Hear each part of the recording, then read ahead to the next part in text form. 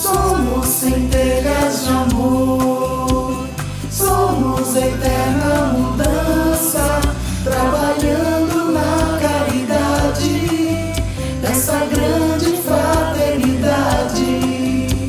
Somos centelhas de amor, somos eterna mudança, trabalhando na caridade dessa grande fraternidade chamada aliança.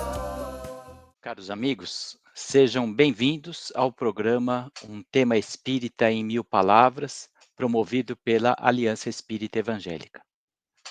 A aliança é um ideal de fraternização vivenciado por meio de programas de estudo, trabalho e reforma íntima, adotados por mais de 300 centros espíritas em diversos países.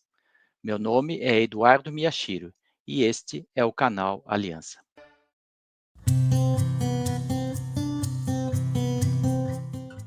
Conforme anunciamos na transmissão anterior, vamos prosseguir comentando o valor espiritual das demais frases da oração ensinada por Jesus, o Pai Nosso.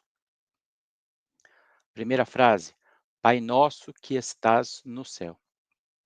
Após termos tratado do vocativo, né, Pai Nosso, a afirmação estás no céu enfatiza a superioridade do Criador em relação à criação. Na questão inicial de O Livro dos Espíritos, consta conceito equivalente.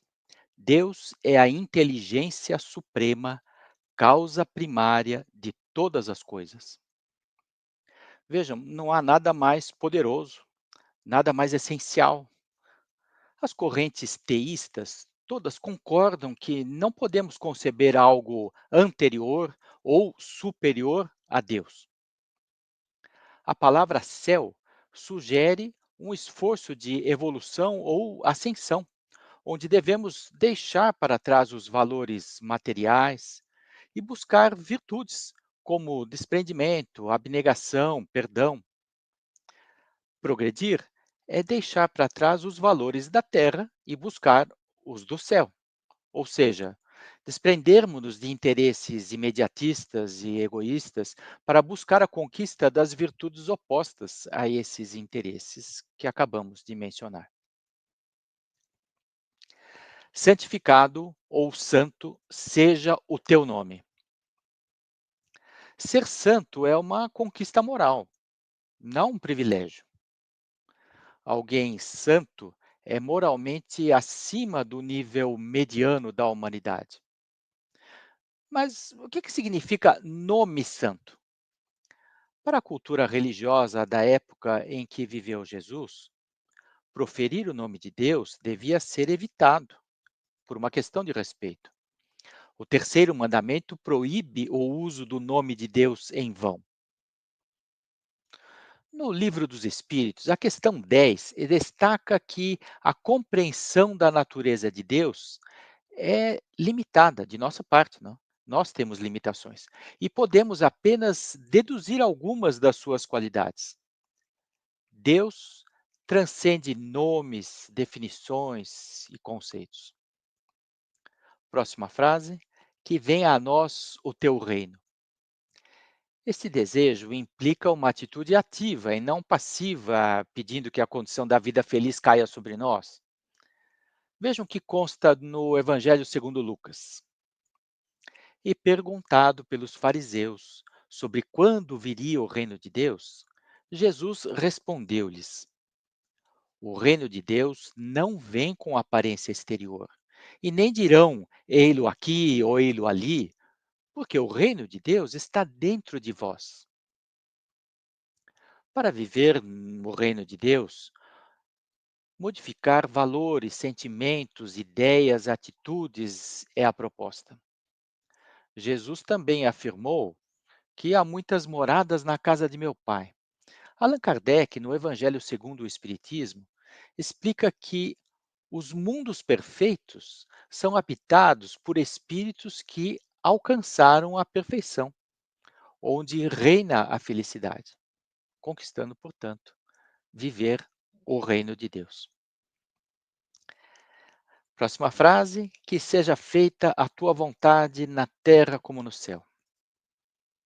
Aceitar a vontade divina é entender as suas leis que regem o universo nos aspectos físicos, morais e espirituais.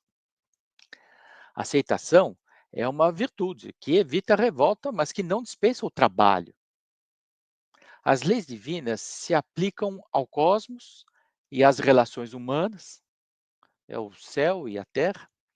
Por exemplo, há um paralelo entre o princípio físico da ação e reação e a lei da justiça na conduta moral humana.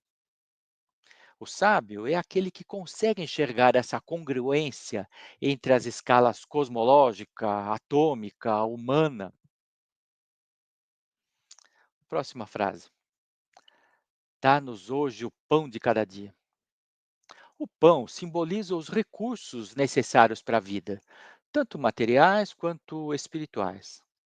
E é um pedido, né? Dá-nos o pão. Porém, não pede mais do que o necessário, nem em quantidade, nem em tempo.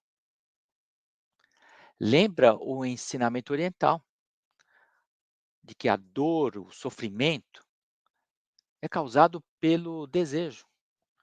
Porque nós sofremos pela simples possibilidade de vir a perder alguma coisa. Nós devemos usar os bens materiais de maneira sábia, construindo a riqueza da alma. Perdoa as nossas dívidas, assim como perdoamos aos nossos devedores. Todos nós erramos, mas em geral não estendemos essa consideração aos outros, né, apenas a nós mesmos. É preciso exercitar a tolerância e o perdão. Agora, e tem duas versões, né? Perdoar dívidas ou ofensas. Veja, na visão espírita, ofensas geram dívidas e que podem se estender por muitas encarnações. A dívida não quitada cresce e pode complicar as situações de vida. E quando não perdoamos? Paralisamos a nossa marcha evolutiva. Perdoar, sem dúvida, é difícil, mas é a única maneira de evitar futuros sofrimentos. Não nos deixes cair em tentação. As leis divinas não nos prejudicam, mas as provas são necessárias para a nossa evolução. Os espíritos classificam as situações de aprendizado em provas e expiações.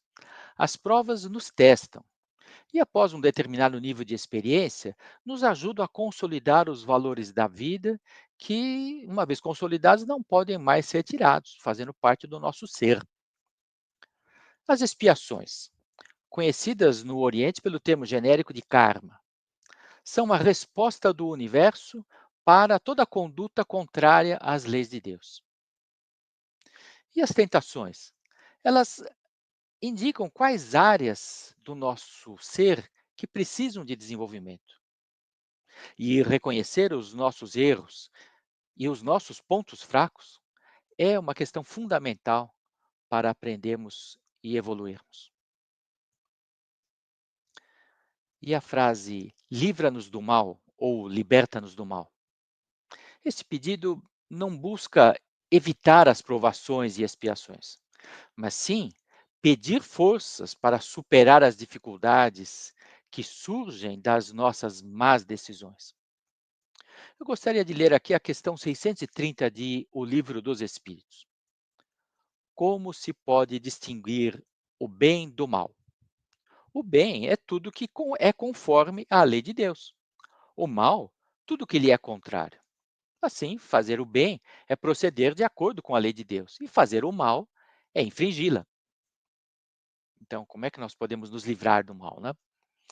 No mesmo capítulo, os espíritos explicam que a lei divina ou natural está gravada na consciência. Então, evitar fazer o mal. Temos recursos para isto. As nossas ações têm consequências que podem perdurar por muitas encarnações. É uma espécie de prisão às nossas próprias escolhas que são contrárias às leis de Deus. Porém, o Criador sempre oferece condições para a superação do mal que criamos para nós mesmos. Finalmente, a doxologia, ou seja, o encerramento da oração. Pois teu é o reino, o poder e a glória para sempre. Amém. Esse encerramento não é um consenso nas diversas traduções da Bíblia. Nós percebemos que é uma oração em que se reconhece o poder do Criador. E amém é uma expressão de aceitação da vontade divina. Concluindo, o Pai Nosso é profundo e claro. Precisamos de muitas vidas para compreender e praticar integralmente essa oração. Nós sugerimos que, à medida que vocês estão ouvindo, interrompam a gravação a cada frase ou a cada duas frases, para meditar um pouco sobre o significado da frase. E talvez extrair reflexões mais profundas do que estas que estamos apresentando aqui a título de sugestão. E encerrando, pedimos a Deus compreensão e forças para vivermos segundo esse modelo de oração que foi ensinada pelo modelo de ser perfeito, que é Jesus.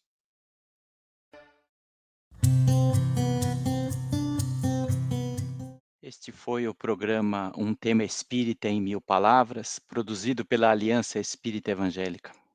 Caso tenha apreciado, clique no link de aprovação.